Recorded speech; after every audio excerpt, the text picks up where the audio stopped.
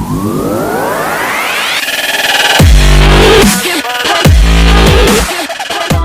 friends, and welcome to another edition of the Bleed Lows podcast. This week's podcast is presented by our partners at BetOnline. BetOnline is the fastest and the easiest way to wager on all of your favorite sports, contests, and events with first-to-market odds and lines. Find reviews and news for every single league, including Major League Baseball, the NFL, NBA, NHL, combat sports, esports, and even golf. BetOnline continues to be the top online resource for all of your sports information, from live in-game betting, props, and futures. Head on over to betonline.ag today or use your mobile device to join today and make your first sports bet. Use our promo code, which is BELIEVE50, BLEAV50, to receive your 50% welcome bonus on your first deposit. BetOnline, where the game starts.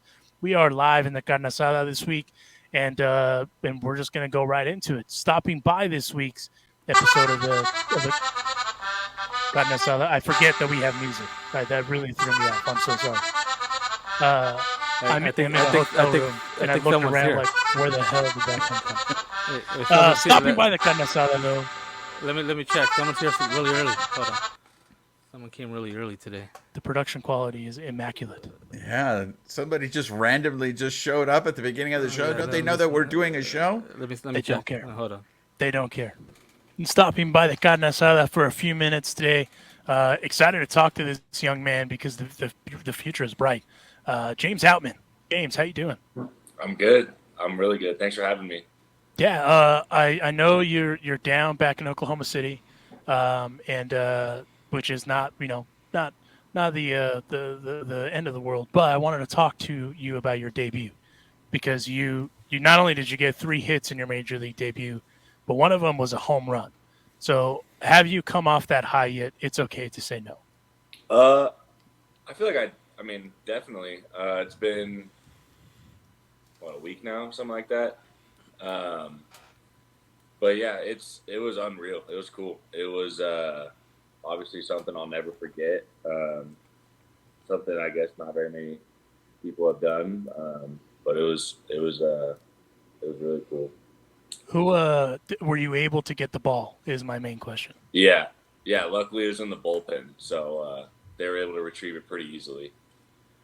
Nice, because I know sometimes you hear the stories of someone hit a ball into the stands and they got to do a little bit of bartering to get the ball. Yeah, thank God that didn't happen.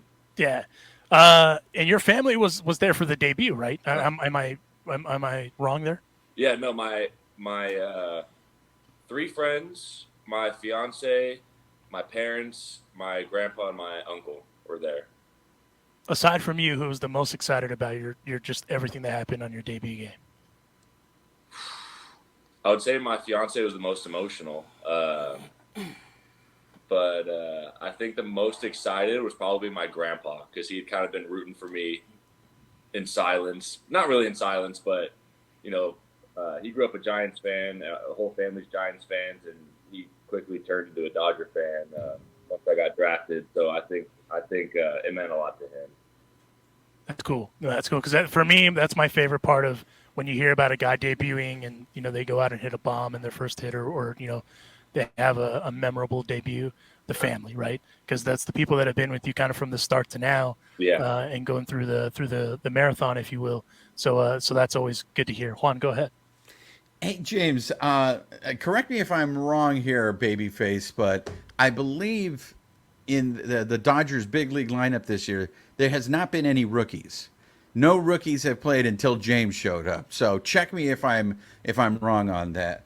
That being said, James, I mean, this lineup is stacked. We were talking with Michael Bush earlier, and I told him, hey, do you just get pissed whenever you hear the Dodgers got another acquisition where you're just like, I'm never going to make it to the big club because they got a freaking all-star team.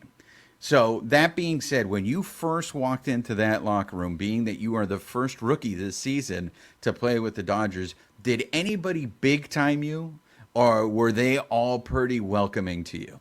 They're all like super good dudes. I remember hearing stories of like, hey, like when you make it to the show, like don't be surprised if people, don't talk to you or do this and that. But they're all just like normal human beings when you're in the clubhouse, which I thought was pretty refreshing.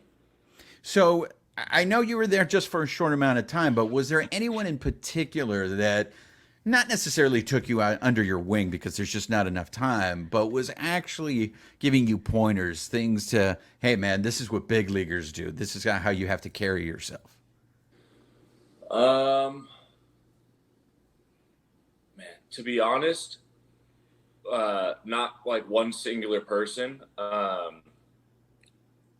think the most probably Will Smith. We're represented by the same guy, so we kind of had that connection going in, and I was able to kind of go to him for all those questions. And most of my questions, he was like, "Dude, like, basically just saying like, relax and be yourself." But so that was pretty nice. And then everyone, if I had a question, I'd ask anyone. I'd ask like Almonte, I'd ask Vesia, and they were all just like, "Yeah, just do this, do that," and they were pretty nonchalant about it. So you made baseball look very, very easy. Is that why no one decided to give you any pointers? Because it's like you just showed up and it's just like, I mean, people were losing. And of course, this was right in the middle of the trade deadline speculation, right? You go up there, you're 5 for your first 6. And I don't know if you heard all the chatter here, but Dodger fans were just like, screw Soto. We don't need Soto, dude. We got Outman. Like, how aware are you of that streak that you had, or were you just like, "Hey, man, I want to be here as long as I can, so I'm just going to do my job"? It was more of that. I was definitely kind of going unconscious for the first couple games. Running off of adrenaline. Adrenaline's huge when you're hitting because you can kind of dial it back a little bit, and then you got all this extra bat speed and strength, and your eyesight's all better. But yeah, I mean, the trade deadline was when I got the call, I actually thought I was getting traded because it was late at night. It was, a couple days before the deadline. I saw the manager's call and I was like, oh, damn. But yeah, so. Let me in on that. I mean, how much of that is in the back of your psyche as a player? Do you, anytime the phone rings, do you automatically dread, oh man, because I'm assuming you don't want to leave the Dodgers, but then again, if you do leave the Dodgers, you probably have more of a quicker opportunity to play every day in the major leagues, right? Yeah, I mean, the deadline is in the back of everybody's head, especially the higher levels you get to. You kind of become more of a trade piece. But it's just not something to waste your energy on because it's either going to happen or it's not. You're not going to know about it until the second it happens anyways. So I think for the guys that stress out about it, it kind of weighs on them and for no reason. It is what it is. Baseball is a business. Obviously I want to make it with the team that drafted me because they gave me the first shot, but I just want to be the best player I can be, honestly, and then the rest will take care of itself. I'll end up in the show somewhere if I can just continue to have good at-bats and stick around, and then hopefully it's the Dodgers. All right, before I throw it back to Alonso, I just want to ask you, do you know the full story on how they got your home run ball? I just saw an usher or somebody toss Vesia the ball, and then I saw the picture of him like jumping up and down. But that's all I know. So correct me if I'm wrong, guys, but from the TV coverage, it looked like you know what? You're right. I think Vesia was the one that immediately jumped up. So maybe you owe Vesia dinner for getting you that ball. Maybe. Go ahead, Alonso. Just real quick, just because you don't see it every day. I wanted to, and it's going to tie into the follow-up question, but just so we know how historic James's debut was, he became the first player in franchise history to have 3 hits, a home run, 3 RBIs, 2 runs scored in his Major League Baseball debut, and only the second to have 3 hits, 3 RBIs in his big league debut. The last time that happened was in 1938. He became the 3rd Dodgers player to have a homer and 3 hits in his Major League Baseball debut, joining Jose Offerman and Ernie Coy. Became the first Dodger in 30 years to have 3 or more hits in his Major League Baseball debut. Last time that had happened, Hall of Famer Mike Piazza did that in 1992. and is the first player in the majors to debut with 3 hits, a home run, and 3 RBI since the Rangers' Joey Gallo in 2015. So you got some accolades, right? But I wanted to ask you about one thing because it comes back to the development of the Dodgers. You've said so yourself that your swing was that you kind of came into pro ball swinging like a caveman. And the Dodgers obviously have a track record of developing. And like Juan says, you make baseball look very easy. You have a very, very sweet stroke, and it doesn't even seem like you're going out there trying to hit dingers. You're just trying to make contact. What can you tell us about that development along the way with the Dodgers as you've gone up each level? Yeah, so honestly, it's been like super fluid all the way up through. They're really organized at communicating with like what I've been working on each day. So like if I were to move somewhere that day, the hitting coach could pull up my file and be like, "Oh, you know what? You were working on this. You were doing this. Like it worked. So let's continue with that." I don't really know how they do that. It's pretty crazy, but they're just super organized, and I feel like they know exactly what I'm thinking and like what swings feel like work for me, and then they're able to kind of communicate that up the line. So it kind of feels like I'm hitting with the same hitting coach the whole time, the whole way up. Obviously I'm not, but it feels like it. No, absolutely. And I think, because we always hear about that, right? But we haven't really heard a whole lot of people pull back the curtain on that as far as what that looks like. Because, I mean, everyone says it, right? Michael Busch said it himself. You're currently the number 17 prospect in the Dodgers, farm system, but it feels like everyone gets that attention like they were a number 1 pick, something to that effect. And then obviously the proof is in the pudding because everyone makes it, Miguel Vargas just made it to the show, right? And I mean, he doesn't swing like a caveman by any stretch of the imagination, but any way to find, a way to get you into the lineup, I know is huge. I wanted to ask you, you also during COVID had a hard time, kind of finding places to hit and whatnot. What can you tell us about during that period of time since, we were all inside?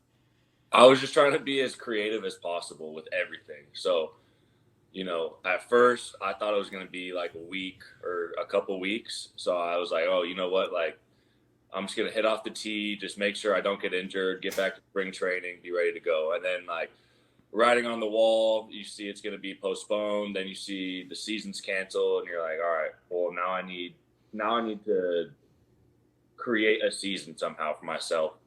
So, at the beginning, it was a lot of kind of breaking into the local parks cages. Some of them were closed down during COVID for some reason, so you kind of like leave it unlocked or like find the ones that you can like squeeze through or something like that. We had a family friend who had a cage that was probably built in like the 70s. No, it was old. It was an old cage with holes all over it, so we were zip tying it together and like sweeping out all the leaves in the cage because it was an outdoor one.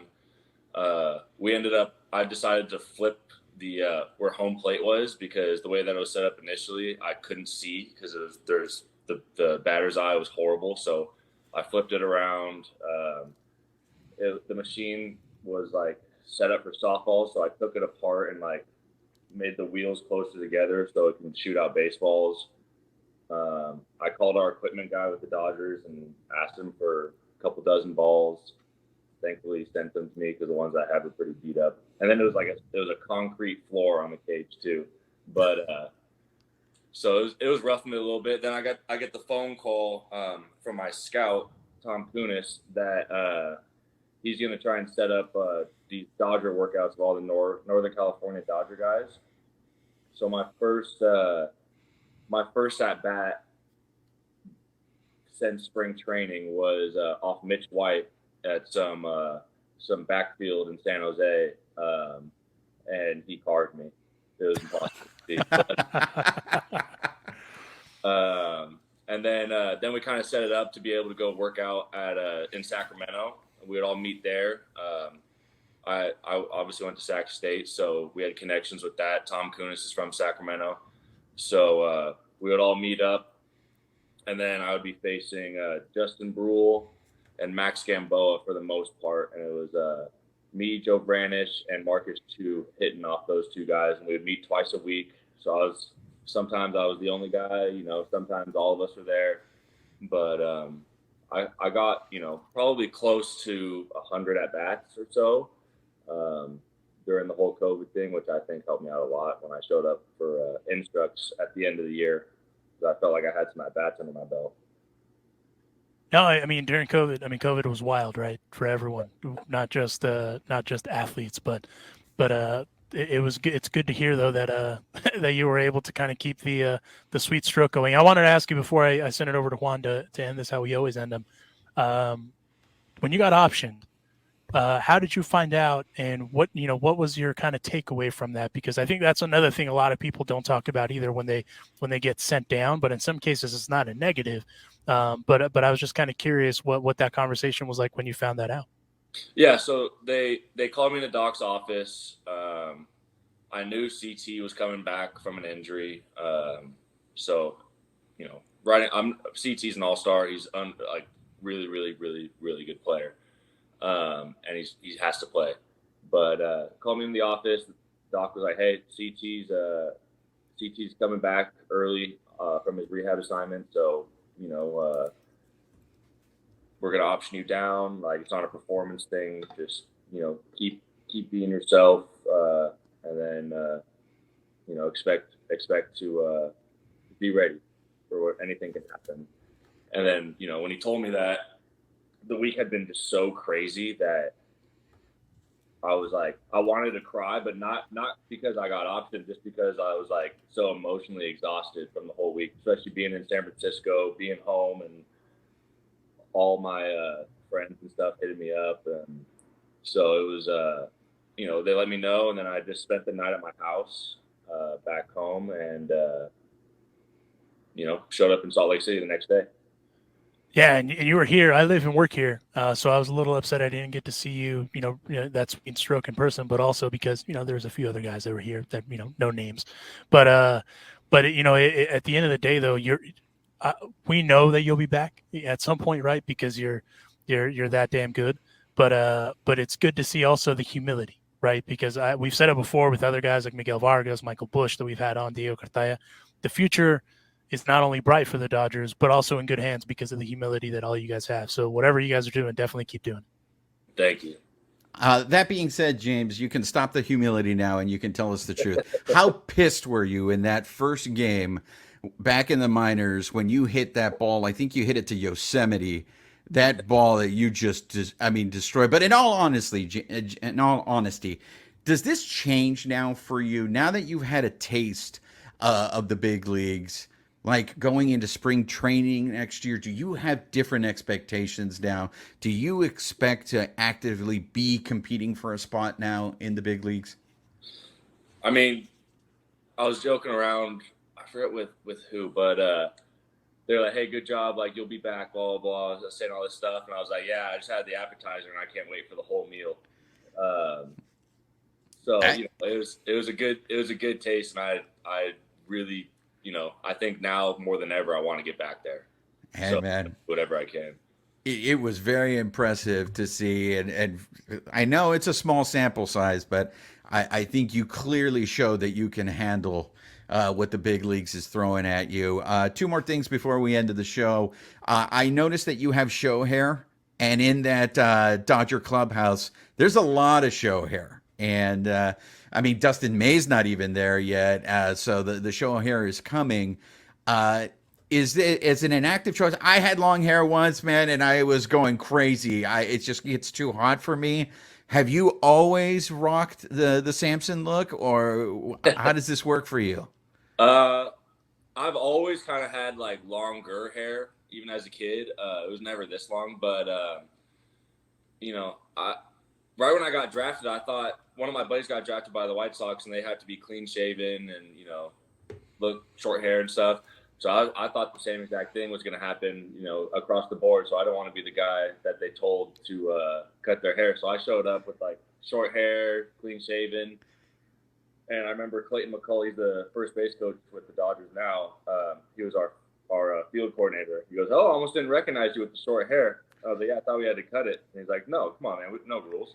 And so ever since then, I was like, all right, I'm gonna grow it out, and it'll be the signature look. See, this is why the Dodgers are the class organization that they are, because Joey Gallo all of a sudden started growing his beard back, and now he's hitting. So all I'm just saying, hair, whether it's facial hair, hair on your head, it's very important to ball players.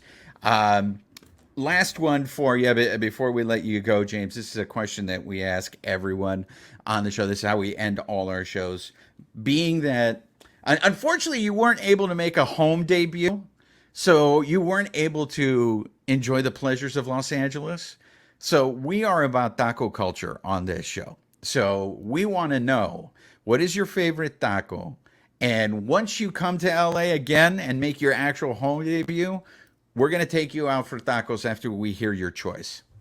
All right. I want you guys to find me eat the best fish taco. Absolutely. It's done. So where have you, I mean, you're up north. Are there, I mean, I know Fruitvale in the Oakland area is a great place for tacos, but up north, can you get good fish tacos? Yeah. I mean, there's a place right by my house. It's you know, sometimes it's the best one I've ever had, and sometimes it's pretty average. But you know, there's some good little joints around there. It's usually the smaller places are the better ones, but there's you know, I think that there's good Mexican food out there for sure. All right, there you go, Alonzo. Well, we'll take you up on that next time you come up, because there will be a next time. We will get you some fish tacos that rip. In the interim, go follow James on Instagram. James Outman, his name. Super easy to find him. Show hair, everything content-wise is all there. James, thank you for stopping by. We appreciate it. And good luck the rest of the way, and let's do it again soon. Awesome. Yeah, thanks for having me, guys. Thanks, James. Thank you. Yes, James had a game later today. That's why he kind of showed up early. Is that what it is? Because I didn't get that email. I didn't get that text message either. So, yeah, big shout out to James Outman for stopping by for a few minutes after his, as you heard, his historic Dodgers debut. As I've said before, Juanito, and I'll say it again, the Dodgers are in good hands in the future because these guys know how to talk. And not only do they know how to talk, they know how to just kind of handle their business as is. But what was your takeaway with James Outman? You know, the interesting thing is what was very surprising to me was I don't know if he has a position with the Dodgers. Like, where would you put him? I mean, Cody Bellinger's one more year, right? Mookie's going to be here a very long time. Right. And Chris Taylor plays all over the place. You got Gavin Luck sometimes playing left field. You got these guys like Michael Busch and Miguel Vargas who are all splitting time in the outfield. I was very impressed with what I saw from him. I just don't know, where do you put him? I mean, is he going to have a place, or is he going to be trade bait? Yeah, no, I mean, that's a great point. I think, I mean, with his bat, obviously they do the Miguel Vargas thing, and you just find a way to get his bat in the lineup, right? Right. You know, but it's not like and that's not even a knock on his defense. You know, his defensive metrics are pretty good too. But he said so himself. CT3 is a really good player, has to play every day. You know, the other guy you talked about, Cody Bellinger, has to play just about every day, and obviously getting hot at the right time. Mookie Betts isn't going anywhere, so we're not even going to go there for a while. So yeah, I mean that's interesting. Roger, what was your takeaway about James's remarks? Yeah, I mean, I wish we would have got to see him at home for a bit, but, you know, he got sent down that right when he was supposed to come to L.A. But, yeah, I mean, I think you guys are saying, like, he doesn't really have a place to play. I think that's probably more this season. I think next year he might get a shot. He might be that left-handed bat off the bench or something like that, you know, get some, you know, rotation in the outfield. So, you know, I think he continues to do what he's doing. You know, I think the Dodgers are going to take a good look at him, you know. Yeah, no, 100%. I mean, if there's one thing the Dodgers are also good at, they're also good at log jamming positions, which isn't necessarily a terrible problem to have because if you remember the outfield conundrum with Jock Peterson, Cody Bellinger, the list goes, Verdugo, the list goes on, right? So all in all, though, the future's bright. I'm excited to see him come back up, hopefully here real soon. and keep doing the damn thing. Also, Juan, they're aside from the Outman stuff, a name that we mentioned in there that we could talk about for a quick second. Joey Gallo, another guy that's also part of the outfield, hit a bomb yesterday. Or was it yesterday? Yeah. I've lost track of my days. I apologize. Yes, it was yesterday. I was kind of curious, though, because we didn't really talk about Joey Gallo, so I want to give him a little bit of respect, too, like when we did our trade deadline stuff. I feel like he's doing kind of what everyone expected him to do, to show up with a beard and just hit some dingers. And I feel like that's kind of like, I mean, am I wrong in making that that assumption? No, but I mean, we talked about this when we talked about the trade deadline, where I didn't think that was a necessary move. I thought, Jake Lamb could do the same thing. I think the only difference was that Gallo is much better defensively. But I will tell you this. I was just so happy. And we talked about the story about how he wouldn't leave New York because he was afraid of what fans would say to him. We talked about what Michael Kay going in on him on the broadcast. So, and Alicia would tell us off the air too, hey guys, send Gallo good juju, on his way, because you could just see it, I guess, the way he was carrying himself, that he was down. So when he went ahead and hit that home run, I was so happy for the guy. I was just rooting, and you saw when he fist pumped around first base that he was just such a sense of relief for him that something good has happened. He's hitting 267 since he came to the Dodgers, and I think more importantly, we might have the curse of Joey Gallo, because since the trade has happened, I believe the Yankees have not won a game, and the Dodgers are undefeated. So I am rooting for the guy. That being said, Alonso, I don't think you have to set high expectations for him. If this guy does what you said, like if you hit 267 for the rest of the season, I think everyone would be so happy with that, considering that now batting average is just not even an option anymore. When you guys have like Cody Bellinger hitting 212 and people are ecstatic, now that Max Muncy's up to 170, everybody's like, oh, Muncy's red hot. Look, I'll take Joey Gallo because that's found money in my case. Whatever productivity you get from Gallo, and let's not forget that game against the Gemelos, the Dodgers were down. Pepio didn't look very impressive that day. And when you can win those, when your offense can win you games and your pitchers don't have to be that good, that's going to be huge down the stretch. Oh, 100%. I mean, I said it, and I'll say it again. It's a high risk, high reward deal, right? And so far it's panning out, and hopefully it does. Meanwhile, Yankee fans are like they have no idea what the hell happened. No, I was telling Babyface this, my compadre. Right after Gallo hit the home run, I looked at Wendy and I said, I bet you my compadre is going to text me. Of course Joey Gallo hits home runs when he's on the Dodgers, because my compadre is a Yankees fan, right? And sure enough, I got the text message, word for word. Of course Joey Gallo hits home runs when he's on the Dodgers. Did you guys see what was going on Twitter when he hit the home run? No. You see a lot of tweets of Mi Gallo and with like a rooster. Oh, okay. I well done, internet. So we'll be seeing the Mi Gallo shirts very shortly. Then is what you're saying. The internet remains undefeated. But let's just be real and call a spade a spade. Roger, since you're the ever optimist, I was just kind of curious to hear what you thought of Joey Gallo kind of going out there and doing that, and I assume you expected that. Yeah, well, I mean, I kind of expected it. Like I was at the game yesterday, and I wish I would have tweeted it or something, because I just kind of felt in my head, I'm like, he's gonna hit a home run, and like 2 pitches later he hits a home run. So I was like, okay, that's cool, right? And like I think I mentioned this last time. I think he's gonna do a lot better here. I mean, I don't expect him to hit 300, knock in 50 runs while he's here. I mean, I think he's gonna probably hit about 260, and he gets a couple of dingers, in there. He's gonna help this team out a lot. So, and I think that's gonna relax. It's relaxing him to be, I think, in this atmosphere with these guys. So I think it's gonna kind of let him play his game, and we're gonna see who Joey Gallo has been. I think, Alonso, you can speak to this, right? I don't think they need him necessarily to produce numbers-wise, but if he gets big hits like he did last night, it's when he gets those hits, I think they'll take that, right? Oh, 100%. I mean, at the end of the day, it's not. I mean, I don't, like Roger said, I don't think anyone's expecting him to go, 300 and knock in 50 runs. But if he goes 260 knocks in 15, 20. That's a win. I mean, because you already have a really potent offense. Because, I mean, look what they did last night, even coming back against Los Gemelos. Yeah. So, at the end of the day, I mean, let's be honest, too. Anything from what was happening in New York to what's happening here now is an improvement. And your compadre is about to be super ass hurt because if they've already, James even said so himself. That's why I'm tying it into that, right? They have all the data, right? And they'll find something, even though you think that you might have perfect mechanics or whatever the case may be. This Dodgers organization will find something that needs to be tweaked, and so far it's working. So hey, good for you, mi gallo. I hope you continue on. And you know what's going to happen too, right? If the Dodgers get to the World Series and they face the Yankees, he's going to have a couple bombs in that series.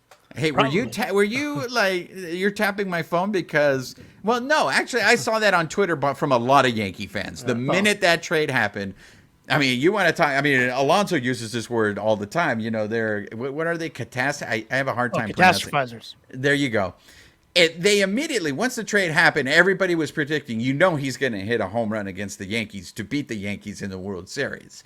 So, I mean, everyone, you think Dodger fan is bad? Yankee fan is just as bad. All baseball fans are horrible, so it's just, we got to put things into perspective. He has a purpose now. He has a purpose for what he's doing. And speaking of purpose, did you see what he did there? Yeah, he did. He did. We were at ping pong for purpose.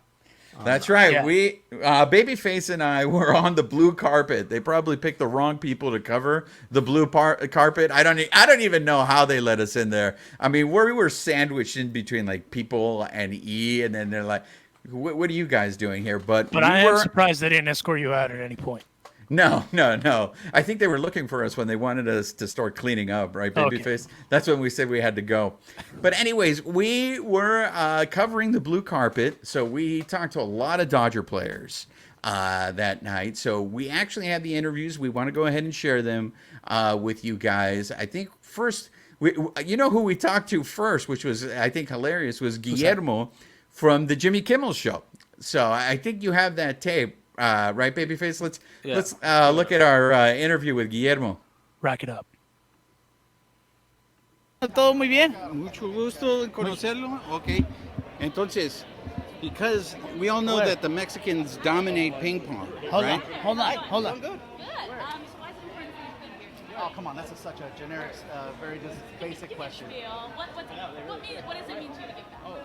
First of all, it's awesome to be back at Dodger Stadium. It's awesome that they gave me a bunch of cool stuff to put on. I get to come out here and hang out and just be, it's having fun with a great cause behind it. That would have made it. Okay. I think he'll be back. So I assume you're still waiting for him. We are. Guillermo had to, he had the Jimmy Kimmel crew with him. They were following him, so he had to talk with his producer there. So insert the Ron Burgundy, I don't believe you meme. We'll check in after some of the other clips. By the way, shout out to the homie Fluffy, whose interview you did get, even though you weren't talking to. We did get to talk to friend of the Carne Asada, Fluffy. As I mentioned, we talked to a whole bunch of Dodgers. So we have these interviews. We want to share them. And we'll come back to Guillermo because Guillermo, he just told us to wait. So we waited for him. But we're going to show you the rest of the interviews. Yeah, we got a Laker, too. That's right. Oh, former Laker. Those podcasts. Hey, look. So, you said you were a Dodger fan. What was the moment that you became a Dodger fan? Because you're not a native Angelino. Oh, wife. No, you know what? Just think about this. When you play in this town for 7 years, you get to meet a lot of different guys. You get to know those, and you become friends, and then you become fans. For me, that's how it all happened. And growing up a big baseball fan, I thought one day I would be in this position to be on this field, on the diamond, hanging out. But God made me tall, so here I am playing basketball. But I'm just a huge baseball fan overall, and I tell my boys, which none of them play baseball, there's more money in baseball. So you're not going to be playing tonight, right? You're a spectator? No, I'm going to be playing. I got a partner. Either it's going to be Reeves or my son. So I'm going out. I can't come here and not compete, man. I'm a competitor. Yeah. So who are you looking to take out then?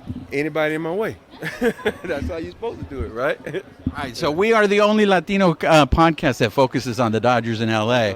So we need to know, are you a flour or a corn tortilla man? I'm a both, depending on what the protein is. You know. Yes, it depends on the protein. Don't get me wrong now. If I give me because you get the burrito, you got to have the flour. You get the taco, you have to have the corn. So it depends on the protein, because sometimes the protein don't taste right with the corn, so you have to flip it over the flour. So, my wife's Mexican. Come on, man. There you go. Robert Ory is an honorary Mexican. Thank you.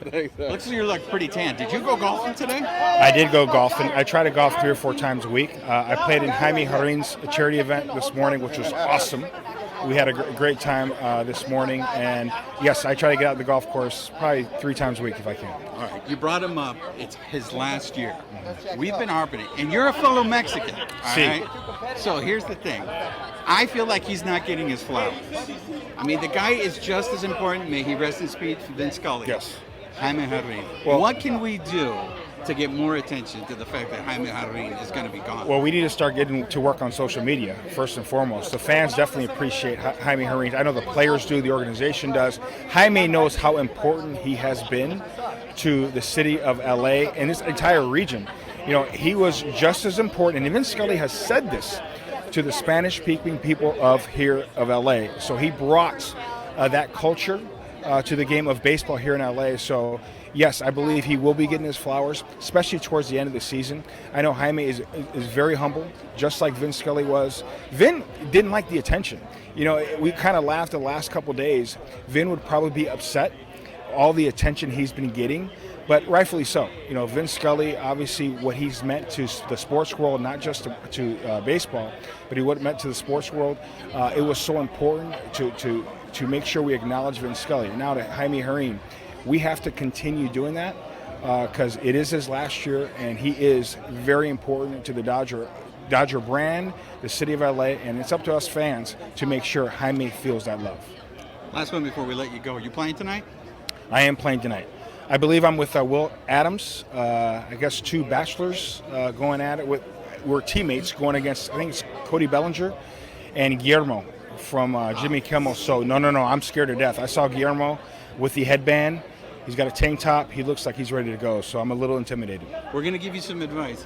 He's got tequila in his paddle. So by the time you guys get to game time, you guys got it made. So. Well, I'm going to steal some of that tequila. This is Jaime Jarrin's last season. He's just as important as Vin Scully, in our opinion, to the Latino community. Before you came to the Dodgers, how aware were you of Jaime Jarrin? I'd heard of him. Obviously, I didn't listen to the broadcast. I mean, I know I can understand a little bit of Spanish when I hear it, but I'm not great at communicating it. But I mean, I'd heard about him and knew. So I know Jose Mota from when he was with the Angels, and know how important he was to him and some of the other Latin players that had listened to the broadcast. So. I understand, but probably need to do a better job of kind of really understanding the depths of how much he means to the community, obviously, with the fan base here and everything.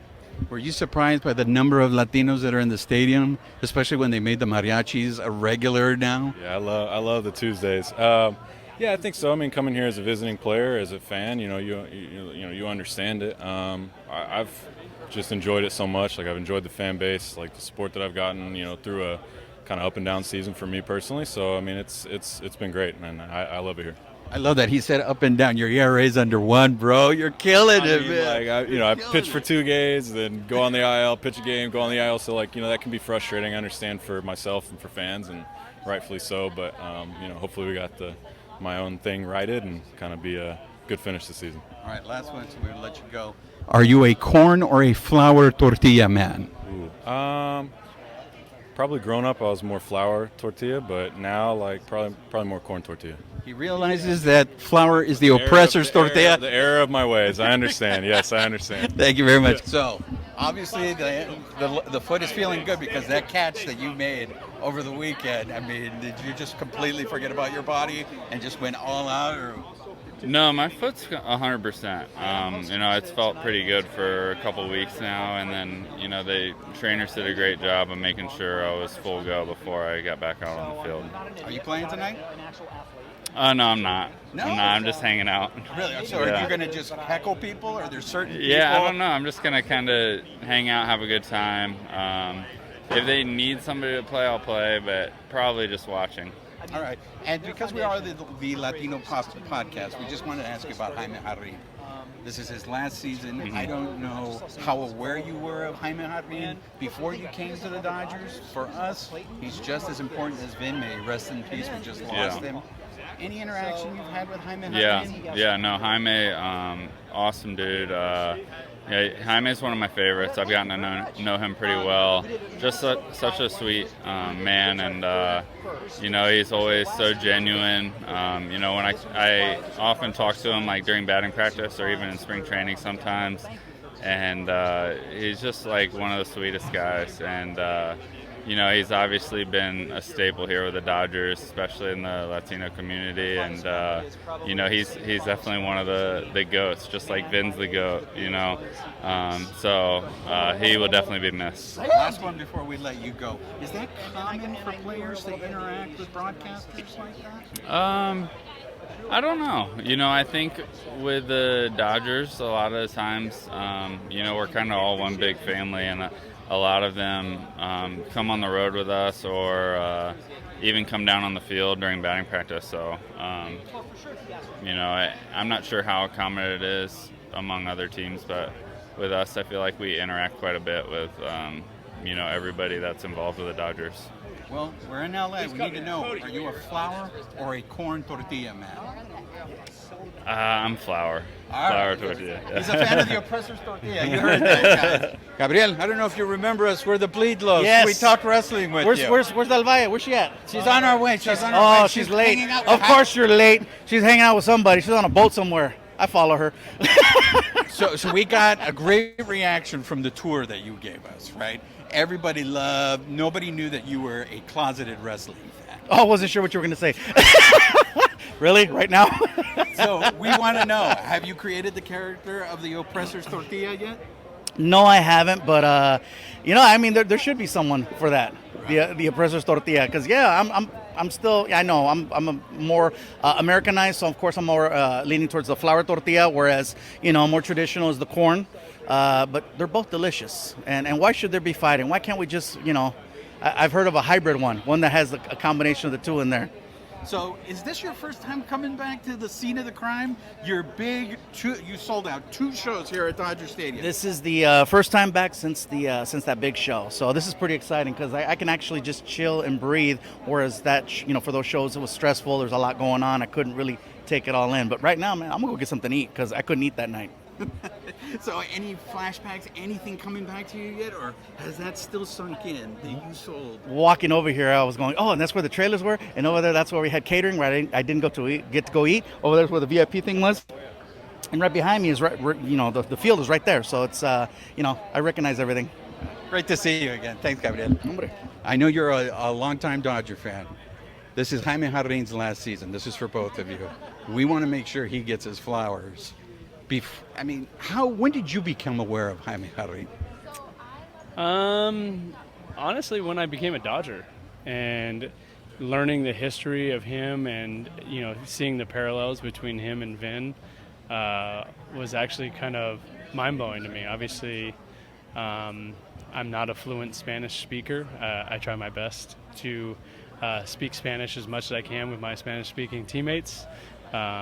She's constantly on the Duolingo app trying to learn Spanish as well. But, when I tuned into games, I always heard Vin's voice. And so getting over to the Dodgers and learning that there was the Latino version of Vin, I thought was just absolutely tremendous. And why not, right? The Dodgers have so many icons in the sport. And you talk about, Tommy Lasorda managing, you talk about Vin Scully in the booth, and of course we have the greatest Latino commentator as well in Jaime Jarrín. Were you aware of him? Not before he came here, but no. We've grown very close with this family, and they're just incredible. We saw him this morning, and it's just, you grow up here, and you obviously listen to Vin, and he was part of your memories, and I think he could get lost on a lot of people, which I think is, a disservice. Because he's just incredible inside and out of the booth. So, we just love him. So you're here a lot. You're here all the time. Are you guys sick of the mariachis yet? Absolutely No, I think not. I think it's awesome. I think it's awesome. I think every Tuesday night you look forward to seeing him out in right center field singing live. And we actually have a kid that we work with at Children's Hospital Los Angeles, and we're trying to set up a little surprise on a Tuesday in September for him to go out and stand with the mariachis out there. Awesome. And he dresses head to toe in mariachi clothes every single day. So we love that they do it, and it also reminds us that it's Taco Tuesday, because we have tacos every Tuesday in the clubhouse, and that's one of my favorite days. All right, now you led me to the next question. Corn or flour tortillas? Corn, gluten-free. I go flour. Oh! I know. It's the oppressor's tortilla, Justin, but it's okay. I know. Corn. Best of luck rest of the season. Thank you very appreciate much. This is Jaime Jarrin's last season. Yep. We want to make sure he gets his flowers because we think he's just as important as Vin. He is. How aware were you of Jaime Jarrin before you came to the Dodgers? Not so much. Obviously, Vin is one of those people that casts a shadow, right? And until you get out to Los Angeles and understand what Jaime means to everyone here, I think it's hard to really understand. But obviously, getting to know him has been a really cool deal and an incredible honor for me. Max and Justin told us he loves the mariachis. Is that the consensus in the clubhouse? I couldn't say I'm the biggest mariachi fan. What I can say is I've only dealt with mariachis at small Mexican places in Lexington, Kentucky, so I probably don't have the broadest appreciation for it, but I know the Joe Kelly mariachi thing was pretty fun for all of us, so that's about the extent of my mariachi experience. All right, last one for you. Are you a corn or flour tortilla man? Flour, it's not close. See you guys later. Before you came to the Dodgers, did you know about Jaime Jarrin? This is his last season. We want to make sure he gets his flowers this year. Absolutely. I agree. No, I didn't know about Jaime before I got here, but he's obviously been here for 60 plus years as well, just like Ben was, and we're excited that he's getting his retirement ceremony and everything like that. And he's just I know for the Spanish-speaking people out there, he's been such a huge part of their Dodger, story. So it's been pretty incredible. How about you? Yeah, no. Did you know? No, I didn't know who he was, but you quickly get well versed in the Dodgers history and the living legends that are around this organization. So very cool to hear his voice, him and Vin Scully. I mean, how amazing is that? Thank you very much. And I think to wrap things up, we have the Guillermo. We finally got a hold of Guillermo after we were interviewing all those people, right? Let's try again. Todo muy bien. Mucho gusto en conocerlo. Okay. Entonces, because we all know that the Mexicans dominate ping pong, right? Hold on. Good. Oh, come on. That's such a generic, very just basic question. What does it mean to you to get back? First of all, it's awesome to be back at Dodgers. I think he'll be back. I think he'll come back later. I talked to his publicist, and the publicist said she was going to go get him. So before the show ends, we will have Guillermo. How much tequila is he down? I'm just kind of curious. It looked like he had already downed all that paddle. So I know Cody Bellinger, they interviewed him on Spectrum Sportsnet, and I don't think Cody Bellinger was too impressed with the performance, but hey, whatever. It is what it is. Shout out to Clayton Kershaw for being dedicated with the outfit, the fanny pack, deep V on the shirt too. So good for Clayton. That's good. I'm envious that I didn't get to go because I just would have watched Guillermo the entire time, if I'm being honest with you. A lot of people were watching Guillermo the entire time. Yes. So it's, and for those of you who aren't familiar with what Ping Pong for Purpose is, they raise money to basically help underprivileged children. That's what Kershaw's challenge is all about. And it's just not just children here in Los Angeles or the Kershaws are from Texas, but they also work with, I forget what city in the Dominican Republic. So it is an international organization. So thank you to the Kershaws Challenge people for having us on the blue carpet. But now, we've gone this far into the episode, and we haven't talked about the Dodgers' perfect homestand. Correct. And so I will start off with the obvious. Can I tell you why I didn't want to start with that? Go ahead. Because I am not a jinx. Go ahead. And by the way, for those of you wondering where Alicia is, she is on assignment, She's so on a don't boat, worry. as Fluffy said. And, Fluffy says she's on a boat, so she will be back, but this is why you're not hearing her. Anyways, the Prince of Darkness, as it's starting to catch on now, as I'm being referred to, yeah, I did not expect the show pods to get swept. I was at the game on Sunday, and even there, at that point, I was still saying to myself, I cannot believe that they got swept. I thought they had addressed their offensive problems, and I think what is becoming very clear to me is that I don't give the Dodgers pitching staff enough credit. Accurate. I know they are not the sexiest names, but Tyler Anderson and Gonsolin, I mean, I don't know what to tell you, man. Did that sweep hurt, Juan? Did it hurt? Did it really hurt? No, it was a win-win situation for me because if I would have gotten the picks right, which, by the way, no one got right this week. So let me just point that out there. So no one got it right. Hold on, let me just pop these real quick. So I had them losing yesterday, right? And it almost came to fruition because of the Kershaw thing. But I did have them sweeping the San Diego Padres, so suck on that, sir. Yes, yes, you did. That to me was the most impressive thing about that. Is just the fact that I think what was the final number? They outscored them 20-4. 20-4 is the number in that series. And look, you saw what the show pods did to the Giants afterwards. And I get it. The Giants are not the same team as they were last year. But to have Gonsolin, to have Anderson, to have Heaney, who, you're sitting there going, it's not Urias, it's not Kershaw, it's not Buehler shutting down the show pods. It's Gonsolin, Anderson, and Heaney who did that to the show pods. So I don't know. The fact that they lose series to the Nationals, they lose to the Pirates, I think I focus too much on that and not enough on the fact that when good. I mean, they have winning records against the Braves. Right.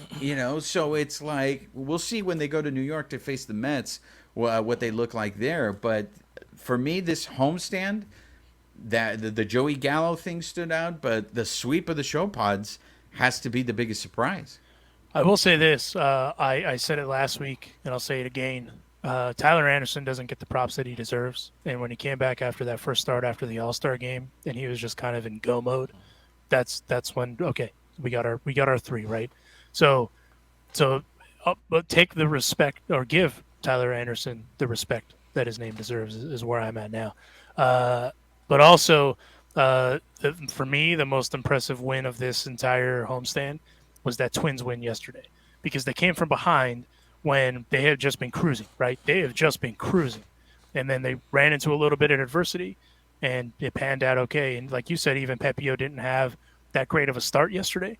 But all things considered, they were able to kind of right the ship and get it going. And that's what made it so my prediction was off by one game. I am offended. I am truly offended by that. But I will say this, too, just to tie it back into the ping pong for purpose thing. Shout out to Andrew Heaney for being open about kind of the optics of everything, right? Like, he kind of knows his situation. A lot of guys don't want to openly admit that sort of stuff. So good for him for being willing and able to admit that, having that up and down year, because like Juan said, his ERA is under 1 when he's on, right? And when he's on, he's on. So all things considered, I think we're in good shape. Roger, what was your takeaway from everything? Hey, Roger, before you go real quick, I just want, for those listening on the podcast. Oh, the points. No, not the points, but the people who we spoke to on the Ping Pong for Purpose, because I know you didn't have a visual on it. Oh, yeah. We spoke with Robert Ory, Jerry Hairston, Andrew Heaney, Chris Taylor, Gabriel Iglesias, Justin and Courtney Turner, Walker Buehler, and then Clayton and Ellen Kershaw. So go ahead, babyface. Yeah, I mean, like Alonso was saying, yesterday Dodgers got down early, and then it's just like this team gets down, and it's like, okay, no problem. Like, and they just come back, and they just keep fighting. And we've been seeing this now for like a month and a half, right? And when they got a couple of those games, they came back, like, what was it, 6-7 runs, and like there's no quit in this team. I mean, the Padres series, yeah, the sweep was kind of surprising. I thought at least the Padres would show up for at least one game. Like I said, I knew they were going to win that series 2 out of 3 at least. But just surprising that the Padres didn't show up at all. And there's a lot of talk that the Dodgers are in their head now, but not according to Manny Machado, because he's Manny F. Machado, right? So he also owes someone $300 million, but I mean that's not my problem. Yeah, I mean, we'll see when Tatis comes back, but what's Tatis going to do? If the Padres play like that, what's Tatis going to do for the team? Wait, let me ask you this. Let me push back on something. Do you really think they didn't show up? You don't think it's more that the Dodgers took it to them? Well, yeah, Dodgers took it to them. Like I said, there was nothing the Padres could do. It's like, Well, but when you say they didn't show up, I take it as they quit. And I don't think they quit. I just think the Dodgers were that good. I mean, yeah, there was nothing they can do. There was no answer for what the Dodgers were doing to them. That's like I'm saying. So when you add Tatis, and if the Dodgers are doing that to them again, what's Tatis going to do? One guy. Nothing, right? I mean, we also have to remember, too, though, the Padres are dealing with a bunch of injuries. That's not an excuse, but, I mean, the end-all, be-all is – so, I mean, they're playing for a wild card. The Dodgers are playing for the division. And the Padres are now they're in the 3rd wild card spot. I think they're like a game ahead of the Brewers, so they're fighting. There's a chance they could beat. They have a bad run, they're out of the playoffs. We have this thing called Google. In 3 weeks, I don't think they're going to be in the 3rd spot. Dude, have you seen their schedule? They have the Nationals twice. They're playing a lot of teams under 500 in this next stretch. So I would not, and that these will probably come next week from what Bob Melvin was saying. So the fact that they're going to be playing poor teams, they're probably going to get on a little bit of a run. They might have a different mentality when they face the Dodgers next time. So the next series with Tatis is going to be very, very interesting, because if the Dodgers end up winning 2 out of 3 or sweeping them again, then I think, Dave Roberts talked about this. When it starts getting in your head, that's not a good thing. Right. So if the Dodgers do something to the show pods again, and if they do it at Petco, then you might see the show pods start to panic. Well, it also doesn't help that the Dodgers are, in fact, leaps and bounds the best team in baseball. Like that, let's just call a spade, right? Yeah. But the Padres are currently in 3rd. So you're right. In the wild card standings, they're in 3rd, behind the Braves, who currently are the number 1 wild card, and the Phillies, the fighting Phillies of Juan Ramirez, are the 2nd wild card team. So I mean, there's still a lot of season left too. Let's just be honest there too, because they, as Juanito said, the Padres have a pretty favorable schedule the rest of the way. So that'll be interesting to see. But I mean, I'll be honest with you, it's wild card or bust for the Padres at this point, because there's no chance they're going to, unless the Dodgers. I mean, even if the Dodgers were to play 500 ball, there's no one that's getting near them. It's not even close. Yeah, so, mathematically, it's really hard for the show pods to win the division. They got 9 games left. I mean, even if they swept the Dodgers, those 9 games. Yeah, there's no chance. Yeah, there's absolutely no chance. But I mean, again, it also just shows you that the Dodgers are just that damn good. Like, there's just no way to take it away. There's just that. I mean, that lineup now, they've kind of all found I mean, Max Muncy's heating up at the right time. Cody Bellinger's heating up at the right time. Gavin Lux has been doing Gavin Lux things all season. So, I mean, and then let's not forget Will Smith, who is underratedly one of the best hitters in all baseball, just hitting in that little, that weird little bottom of the lineup spot. And people just don't put the respect on his name either. So, I mean, Dodgers are in good hands. James Outman, the young guys all around, I'm not complaining about it. But the only thing I will complain is they messed up my predictions. That's the only thing I'm upset about. Yeah, so nobody won, not even our listeners. Nobody had the Dodgers going 5-0. What was your prediction again, Juan? I had them going 2 for 3. That's right. When we did losing 3, winning 2, when we did our tribute show, I acknowledged I was horribly wrong, and I don't know anything about baseball.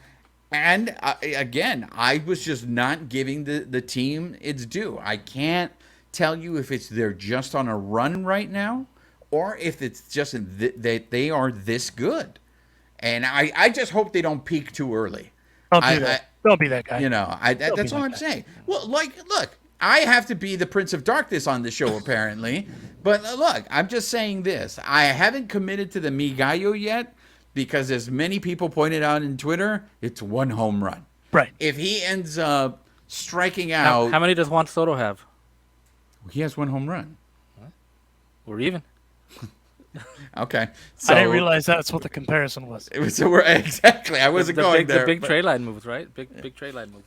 Got it. So Chris Martin and Mi Gallo is the Dodgers won the trade deadline, is what you're saying, Babyface. Yeah, took that. Babyface's new jersey that he just ordered is a Mi Gallo jersey. That is true. From the top of the park. Shout out to Dodgers at top of the park. So let me update the standings before please. we go into our picks for next week. By the way, we're doing only 5 picks? No, they have Or 6 7 picks, games. sorry. It's a 7-game stretch. They got 3 against the Royals of Kansas City, and then 4 against the Cerveceros of Milwaukee. And those games, they're all on the road. See. So take that into consideration when you make your picks. To update the standings, I am still in first place with 7 points, even though I don't know anything about baseball, and I always pick against the Dodgers. I think I'm in first place. We need to put a new rule in that we got to take away a point from Juan every time he makes ridiculous picks. Don't be a hater, man. Right. Don't be a hater. But also, you make 8-0 predictions, bro. So, I mean, it's not more really- accurate, though. It's closer. Wow. So, and then in second is Alicia and Alonzo with 6. And then Roger has 4 points, and our listeners have 2 points. So let's go ahead. Alonso, where are you going? I do have Alicia's pick. I'm gonna give you that do? to you. Okay, let's go do with Alicia's Alicia's first. So she went with 5 and 2 because they're traveling, fatigue, and crappy weather. I mean, maybe the only crappy weather will be in Kansas City, maybe. I'm going to go... So I'm going to go with the sweep of the Royals, and they will lose 1 to the Cerveceros. Good.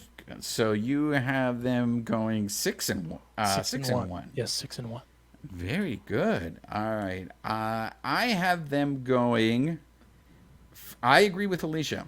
I'm going to finally come around to the fact that I am very impressed by this team. I'm going to go 5 and 2. Oh, God. That's not good. That ain't good. Oh, boy. Oh, boy. And Roger? 7 and 0. I'm sorry, 8 and 0. 8 and 0. This one's tough because they've won 10 in a row. So now to go in and sweep another series, that'd be 13 and 0. And 13. usually when they play bad teams, they don't seem to do very good. So I will agree with Alicia. The thing that's a little suspect about this road trip is the humidity of the Midwest. But the Royals aren't very good, so that's where I'm hedging my bets. Oh man, just go 9 and 0, bro, because we know you're. I'm thinking 5-2, but I'll go 6 and 1 also. Sorry, Alonzo. And I'm sorry, Alonzo. We want to thank you for participating in this week's contest, Alonzo. So I'm just gonna throw I'm just gonna throw money away. So what the hell? What's the point? Exactly. There you have it. Also, if you guys are listening, even though we haven't asked you to do it. Chime in, tweet at us your predictions for the week. Tweet at us, yell at Juan, all that good stuff, and send over those bets. Well, that's another one in the books. Interesting week all around. And by what I mean by that is apparently none of you thought that the Dodgers were going to sweep the Padres. So what the hell is that? Yeah. Especially considering that Roger goes 9 and 0 all the time. So I'm shocked that he's shocked. The one time that they have a perfect homestand, you don't predict it. I'm telling you, you're rubbing off on me the wrong way. I get it. I thought none of that was This real. is my fault. I get it. This is my fault. It's just his negative energy. I'm like, and it just starts making me think like, will they lose? Well, The internet's a weird place because now we can share energy on the internet, and that's what makes the vibes go this way. Exactly. From your boys Alonso Juan and the babyface gimmick in the sky, Roger, and who is not here. She's on assignment on a boat somewhere, according to Fluffy, Alicia Del Valle. This episode of the podcast was presented by our partners at BetOnline. If you go to their website today, which is betonline.ag, and use our promo code, which is BELIEVE50, BLEAV50, you will receive a 50% welcome bonus on your first deposit. Huge thanks to them for presenting this week's episode of the podcast. We will catch you guys next week, and we will see the cataclysmic failure of my prediction because Roger agreed with me. So on that note, thank you again for tuning in, and we will catch you down the road. Go Dodgers.